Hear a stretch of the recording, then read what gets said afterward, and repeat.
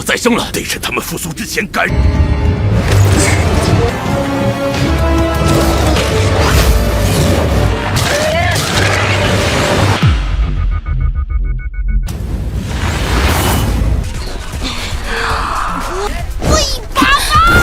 加油加油！马克要看先例。走开！谁要你扶？愿赌服输。Halo semuanya, selamat datang di Ruang Film. Bagaimana kabar kalian semua? Semoga selalu sehat dan baik-baik saja. Pada hari ini kita akan melanjutkan Donghua Spirit Cake Incarnation episode 3-4. Di bagian sebelumnya, kita telah mengetahui bahwa Chenmin adalah sebutan untuk para buruh atau inferior di mercusuar. Dan lawan kata dari Chenmin adalah Sangmin, yakni ada seseorang yang derajatnya jauh di atas Changmin atau bisa disebut sebagai superior. Sim lanjut ke kendaraan tiga para buruh yang sedang amblas dan tak dapat bergerak maju. Sehingga salah satu buruh mencoba melaporkannya kepada para pemburu untuk meminta bantuan. Tak berselang lama, salah satu pasukan pemburu yang dikendalikan oleh lipan tulang belakang juga berada di kendaraan para buruh. Ia pun langsung saja menyerang salah satu buruh bernomor 0609. Kemudian Moceng pun datang untuk membantu dan menusukkan sebuah pisau kepadanya. Akan tetapi tusukan itu masih belum bisa untuk menewaskan pasukan pemburu yang telah dikendalikan oleh lipan tulang belakang. Untuk saja di setting tepat, seorang anggota pemburu bernama Pexiu menewaskannya dan sebuah tembakan. Mark dan Rambing sedang berusaha membunuh kawanan pelahap. Di saat itu, Mark sedang terpojok oleh salah satu pelahap. Di setting sama, Rambing sedang kehabisan pelurunya sehingga dia pun hanya bisa menghindar. Kemudian Mark akhirnya berhasil membunuh pelahap itu dan sebuah gergaji mesin. Setelah itu semua, dia pun langsung mencoba untuk membantu Ranbing. Di sisi lain, terlihat 4068 dengan menggunakan sebuah kostum robot berusaha menyelamatkan salah satu pemburu bernama Kerry dan membawanya ke dalam kendaraan para buruh. Tak berselang lama, datanglah beberapa monster yang mencoba untuk menyerang kendaraan para buruh. Sehingga 4068 berusaha mendorong kendaraan para buruh yang sedang amblas. Sementara itu, Erika yang sedang menyelamatkan para buruh yang membawa persediaan diserang habis-habisan oleh salah satu pelahap. Sambil menunggu kendaraan para buruh yang sedang amblas, Peisu dan Monceng berusaha memperlambat para pelahap dengan menyerangnya. Hingga di saat para pelahap sudah dekat dengan kendaraan para buruh, di saat juga mereka berhasil bebas dari kendaraan mereka yang amblas. Dan mereka pun bergegas melarikan diri.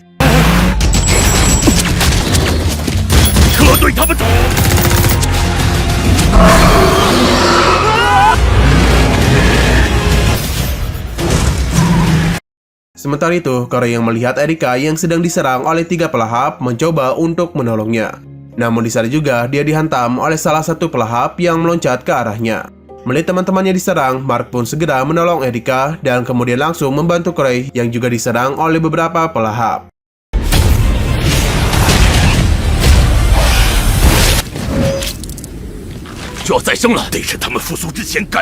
Setelah itu, mereka semua bergegas pergi menolong kendaraan para buruh yang sedang dikejar oleh beberapa para pelahap.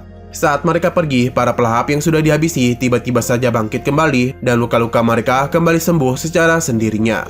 Sementara itu, tampak kendaraan para buruh sedang dikejar dengan cepat oleh para pelahap.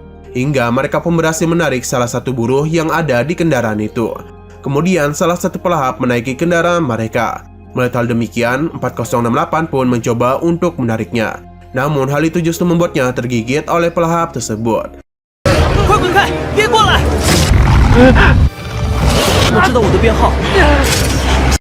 Di saat yang sama, 4079 mencoba menolongnya dan sebuah mesin gergaji, yang mana dia pun berhasil memotong salah satu dari kaki pelahap. Tak berhenti sampai di situ, 4068 kembali digigit oleh salah satu pelahap yang sedang mengejar mereka. Untung saja dia itu berhasil diselamatkan oleh salah satu tembakan dari para pemburu yang menyusul mereka.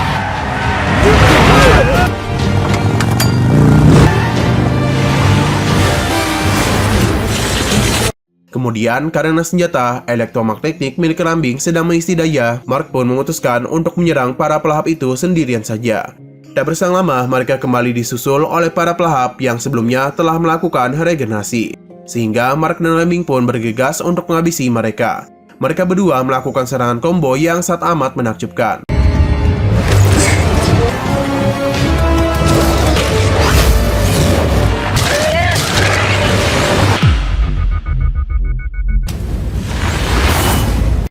Setelah berhasil mengalahkan para pelahap, secara tiba-tiba di depan mereka semua muncullah sebuah pelahap raksasa yang berbentuk seperti Godzilla, yang mana dia itu berusaha mengejar para pemburu dan para buruh.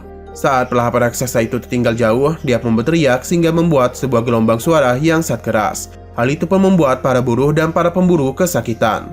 Di waktu yang sama, Mark dan Lambing melihat seorang perempuan yang ada di atas pelahap raksasa itu. Seolah-olah dialah yang telah mengendalikan pelahap itu. Scene kemudian kembali ke pertemuan wali kota. Di sana, Mark memberikan laporan penemuannya mengenai kecepatan pemulihan para pelahap yang sangat cepat. Dan ada juga seorang pelahap raksasa yang juga mengejar mereka. Serta yang paling penting, mereka melihat seorang manusia yang ada di atas pelahap raksasa itu. Padahal demikian, Charles malah mengolok-oloknya dan mengatakan bahwa Mark sedang berhalusinasi karena sebuah sinhongsu dari lipan tulang belakang. Jingnan juga tak percaya dengan ucapan Mark, karena menurutnya Mechisuar belum pernah menemukan manusia di permukaan selama lebih dari 20 tahun. Berbeda dengan kepala Departemen Obat-obatan dan Elektromagnetik bernama Kerry. Dia mengatakan kalau selama bencana akhir dunia, mereka itu tak pernah lagi menginjakkan kaki di permukaan selain mencari persediaan. Karena dia berpikir kemungkinan bisa jadi masih ada manusia yang hidup di permukaan. Sementara ajudan ruang kontrol bernama Martin mencoba menyangkal konspirasi yang diucapkan oleh Mark. Kemudian Mark meminta Morgan untuk mengirimkan tim pemburu demi menyelidiki hal tersebut. Mendengar saran itu, Carlos kembali tak setuju dengan hal ini dan mencoba mengolok-olok Mark. Bahkan wali kota Morgan saja tak percaya dengan hal itu. Karena menurutnya Mark ini sedang lelah sehingga membuat Mark melihat hal-hal yang aneh seharusnya yang tidak pernah ada. Lalu karena Morgan yang tubuhnya tidak sebugar saat dia masih muda sebab semakin menua, dia pun berencana untuk menunjuk seseorang demi meneruskan pekerjaannya sebagai wali kota demi mengurus Mechisuar.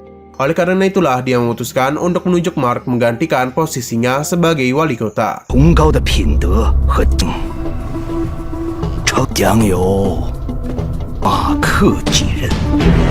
Mendengar keputusan itu, Carlos dengan keras menentangnya, hingga secara tak sengaja dia menyebut Morgan dengan sebutan ayah. Setelah itu, Morgan menyuruh semuanya untuk segera kembali ke posisi masing-masing kecuali Mark, karena dia itu ingin membicarakan sesuatu bersamanya.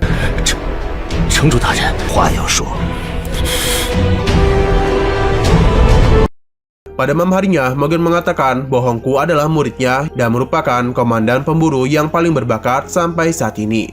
Kalau saja dia masih hidup, menurutnya pengganti posisi wali kota yang paling cocok adalah Hongko. Perlu diketahui Hongko adalah kakak kandung dari Mark, sehingga dia pun malah menyalahkan Morgan yang tak memberikannya kesempatan di saat Hongko memelukkan dirinya. Kemudian Morgan mengatakan kalau itu adalah kesalahan Hongko sendiri karena Hongko telah melanggar 3 aturan besar Mechisuar. Tidak hanya itu, dia juga telah menentangnya.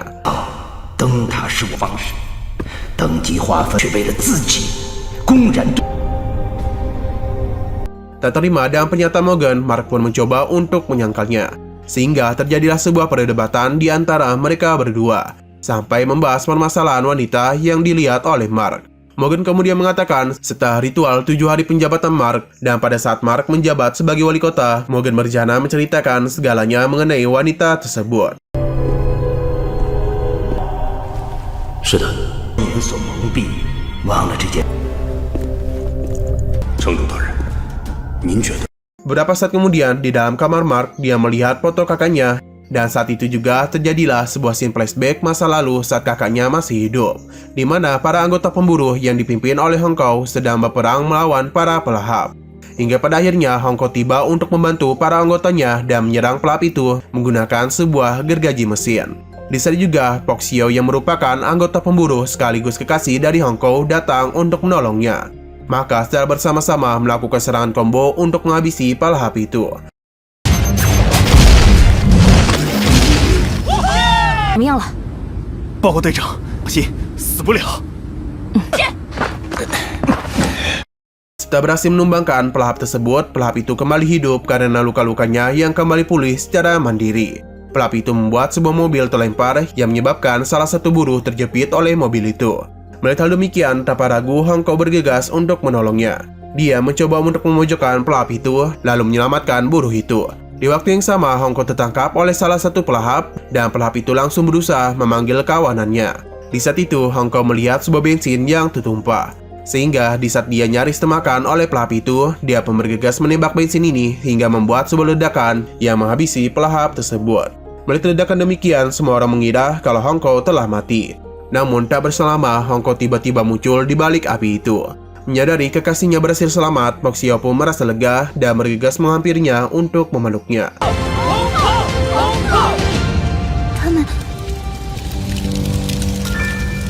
Scene kemudian balik ke sebuah kantin para pemburu. Di sana terlihat Mark yang masih bocah sedang beradu panco dengan kakaknya yang dimenangkan dan muda oleh Hongko. Wah, 加油加油！马克要看先例。走开！谁让你扶啊？ 愿赌服输。 Tak lama kemudian datang seorang kapten dari Departemen Pertahanan bernama Sengar, yang mana dia meminta Hongko dan Po Xiao untuk ikut bersamanya ke Departemen Pertahanan. Di waktu yang sama, Hongko mencoba untuk mengusir mereka sehingga membuat salah satu prajurit bersikap kasar kepadanya. Melihat adik iparnya yang dikasari oleh prajurit, Po Xiao pun dengan cepat menyerang beberapa prajurit tersebut. Untuk menghindari keributan, Hongko bersedia untuk ikut bersama Departemen Pertahanan. 我们为什么会来这儿？ 试试看。 Sebelum itu, Hongko memberikan salam perpisahan terlebih dahulu kepada Mark dan memberikannya sebuah benda yang ada sebuah foto Hongko di dalamnya. Setelah itu, Hongko dan Po Xiao pun langsung ikut pergi bersama Sengar dan prajuritnya. Singkat waktu, di sebuah tiang mercusuar, Hongko dan Po Xiao terlihat berdiri di depan kerumunan untuk dieksekusi. Mereka berdua dinyatakan melanggar aturan mercusuar di depan umum, serta melakukan kontak intim kepada para buruh, sehingga menurut aturan hukum yang akan diberikan kepada mereka ada eksekusi dan cara dibakar. Di saat juga terlihat Mark yang juga tiba dan ikut menyaksikan eksekusi kakaknya. Sebelum mereka dieksekusi, Victor mengatakan kalau Hongko dan Po Xiao sudah berjuang demi mercusuar, sehingga jika mereka berdua mengakui dosa-dosa mereka di depan umum serta meminta maaf kepada Morgan, maka mereka berdua akan dipertimbangkan dibebaskan dari eksekusi. Dengan gagah berani, Hongko mengatakan kalau dirinya adalah seorang prajurit, yang mana dia sama sekali tak takut akan kematian.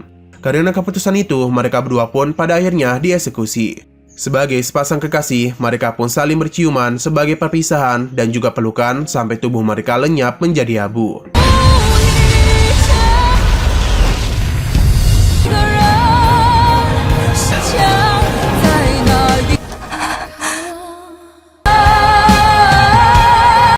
Scene kemudian berganti di mana Mark baru terbangun dari tidurnya.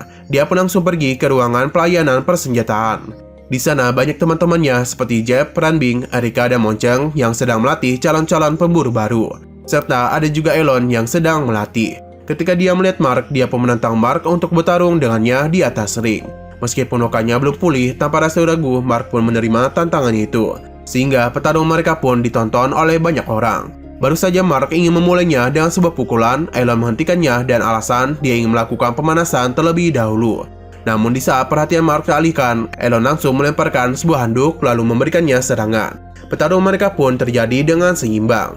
Di saat Elon nyaris saja terkena pukulan oleh Mark, dia pun langsung berpura-pura kesakitan.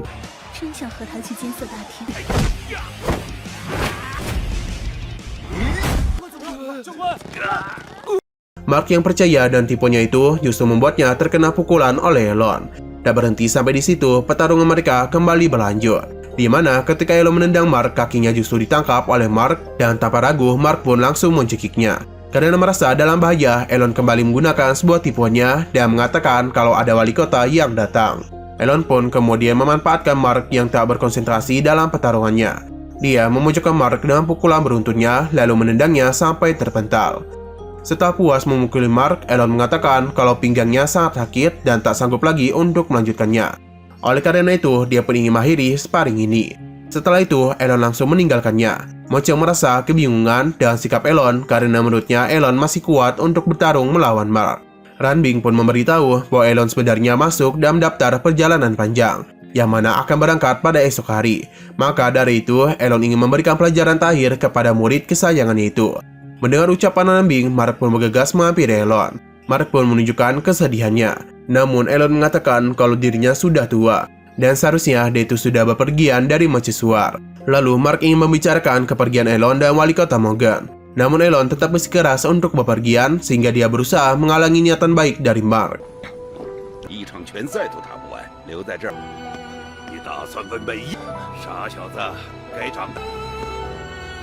你呀，多长个心眼。存在不就是我们的希望？